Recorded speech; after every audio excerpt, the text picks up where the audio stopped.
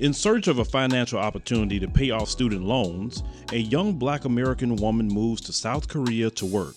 As the author, Bootsy W. recalls culture shock and fun adventures in a country far from home, she's also faced with anti-Black racism and featureism, quickly learning that white supremacy is practiced not only by whites, but by those that are categorized as people of color. Based on her 10 years of living abroad, the book, Ago Igo, compares and contrasts Korea versus the United States on subjects such as code, communal living, racism, effective protests, global alliances, warrior class, music, political correctness, health, aging, money, and the coronavirus. This blunt memoir is uncomfortable, humorous, and educational. Help fight propaganda and mainstream agendas by picking up a copy of Ago Igo on Amazon.com.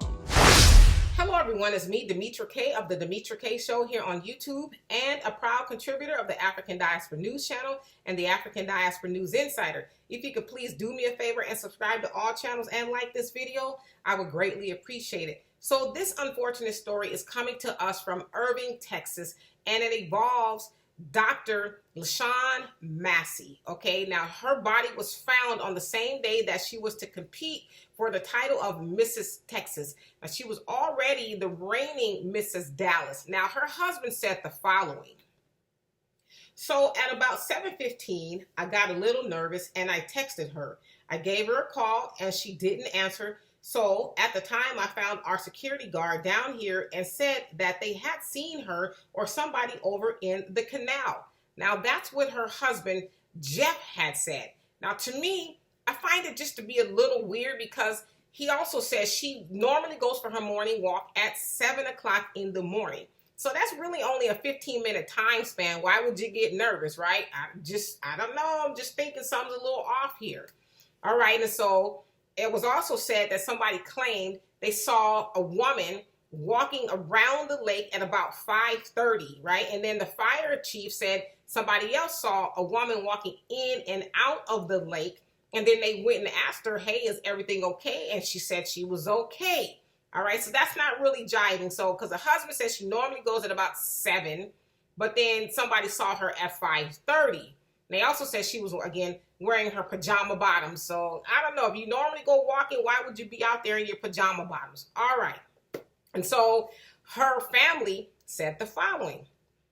I just don't believe it. Now, this is her brother. I just don't believe it. They said she has too much going on for her to ever walk away and not come back. LaShawn was always the one who stood out and was the smartest, okay? And her neighbor, Elizabeth, said, I mean, my fear is that something bad happened to her.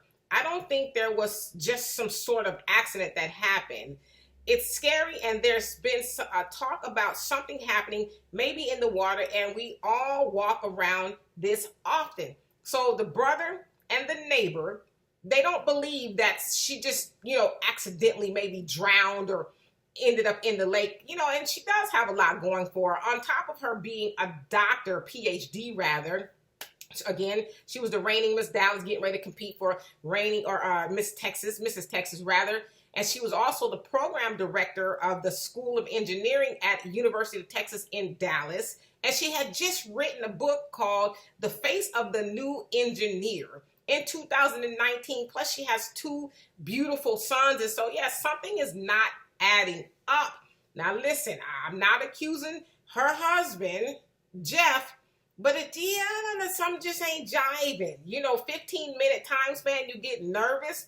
I mean, are you in cahoots with somebody? I mean, to me, there's a lot of questions, but they ruled it, saying that it wasn't no foul play from what they can see right now. But because to me, when I hear people claiming that she was walking in and out of the water, it sounds like maybe she had something mental going on, or maybe she was in distress. It kind of sounds like a setup to me. That's just me.